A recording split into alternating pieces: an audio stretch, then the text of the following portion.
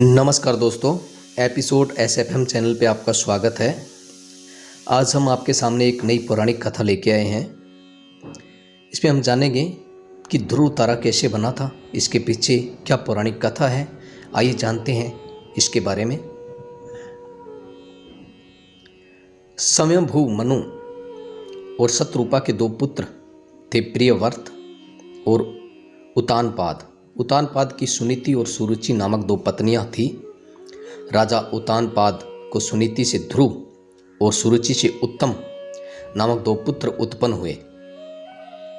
यद्यपि सुनीति बड़ी रानी थी, परंतु उतानपाद का प्रेम सुरुचि के प्रति अधिक था। एक बार सुनीति का पुत्र ध्रुव अपने पिता की गोद में बैठा खेल रहा था।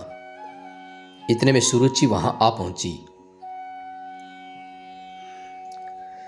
ध्रुव को उतानपाद के गोद में खेलते देख उसका पारा 7वें आसमान पर जा पहुंचा।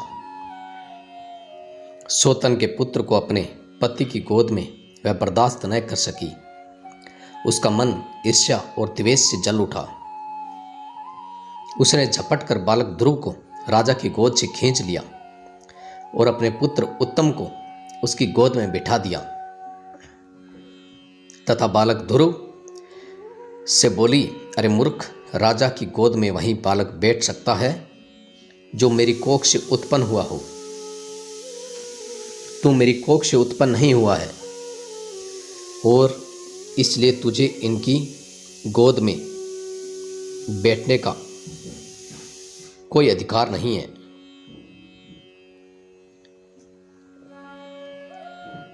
ये सुन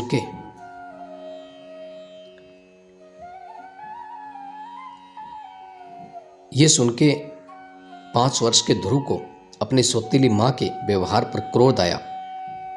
वह भागते हुए अपनी माँ सुनीति के पास आए और सारी बात बताई। सुनीति बोली, बेटा, तेरी सौतेली माता सुरुचि से अधिक प्रेम के कारण तुम्हारे पिता हम लोगों से दूर हो गए हैं।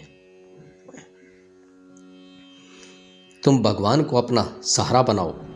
माता के वचन सुनकर ध्रुव को कुछ ज्ञान उत्पन्न हुआ और वह भगवान की भक्ति करने के लिए पिता के घर को छोड़कर चल पड़े। मार्ग में उनकी भेंट देवर्षि नारद से हुई।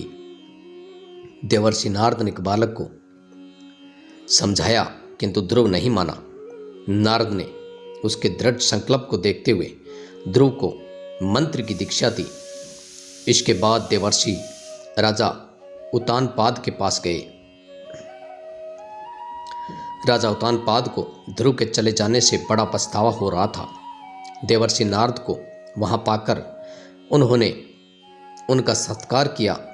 देवर्षि ने राजा को ढाढ़स बंधाया कि भगवान उनके रक्षक हैं। भविष्य में वह अपने यश को संपूर्ण पृथ्वी पर फैलाएंगे। उनके प्रभाव से आपकी कीर्ति इस संसार में फैलेगी। नारद जी के इन शब्दों से राजा उतानपाद को कुछ तसल्ली हुई।